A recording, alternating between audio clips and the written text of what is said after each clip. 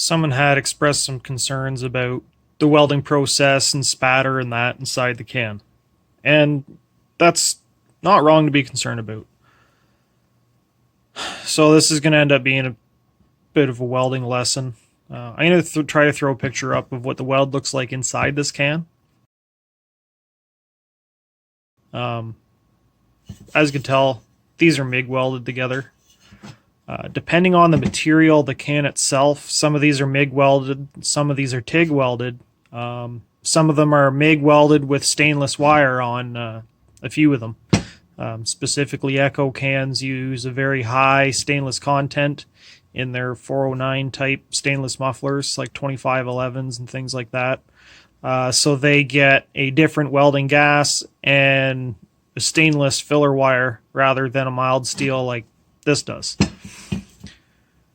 Reason why a lot of those things changes is basically the quality of the weld. If you just silver solder all these in or bronze them in like a lot of people do, it does work. Like even these cans are made in the first place. They're all gasketed and sealed with bronze weld. The problem I have with that is A, I'm putting something that weighs a fair bit off the center of the muffler and something that can be exposed to damage and impact from things.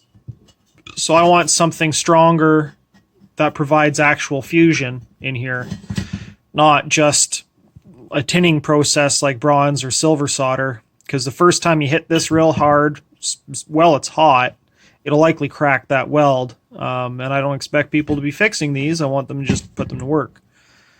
So these are all either MIG or TIG'd and polished up a little bit just for aesthetic pleasures. And then they're ceramic coated.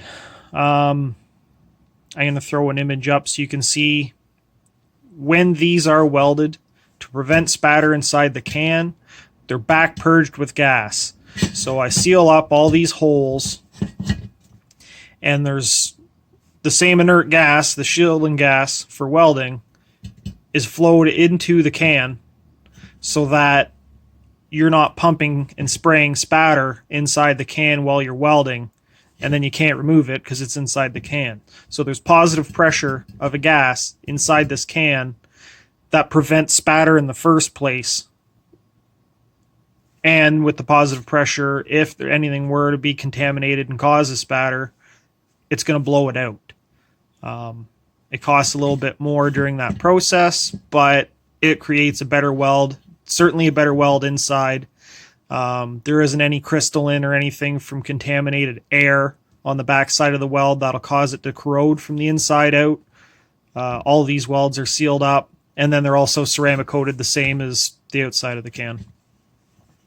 Anyway, there's some concerns. That should clear most of them up.